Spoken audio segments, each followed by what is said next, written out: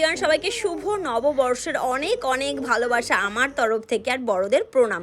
যাই হোক, আজকে নববর্ষের দিনকে একটু মিষ্টিমুখ না করালে চলেই না, সেই জন্য কিন্তু বছরের শেষ দিন বানাতে চলে এসেছি আজকে তরমুজের আইসক্রিম। আর বছরের প্রথম দিনকেই খাবো, ভাবতে পারছো 1 বছর ধরে আইসক্রিমটা আমি বানিয়েছি। এই দিয়ে কিন্তু সুন্দরভাবে কুড়িয়ে নিলাম চামচের সাহায্যে তরমুজটাকে, তারপরে আলাদা করে নিয়েছি আটিটা, তারপরে মিক্সচার গ্রাইন্ডারে দিয়ে দিয়েছি, এদিকে চিনি দিয়ে দিয়েছি, এরপর কিন্তু মিক্সচার গ্রাইন্ডারে গ্রেট করে তারপর ছাঁকনির সাহায্যে ছেঁকে নিয়েছিলাম।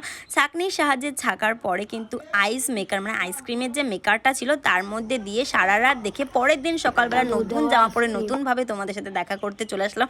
আর সবাইকে একটা কথাই বলি, আগের বছর যা হয়েছে সব কিছু ভুলে নতুন বছর নতুনভাবে শুরু করো।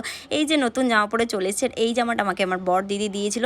যাই হোক, আজকে কিন্তু আমাদের বাড়িতে একজনের বার্থডেও আছে, আমার মেজ দিদির বার্থডে, আর অনেক মজা করবো। সেই ভিডিও দেখার জন্য অবশ্যই চ্যানেলটিকে সাবস্ক্রাইব করো। খুব ভালো থেকো, love you all guys, tata. সবাইকে শুভ নববর্ষের অনেক অনেক ভালোবাসা।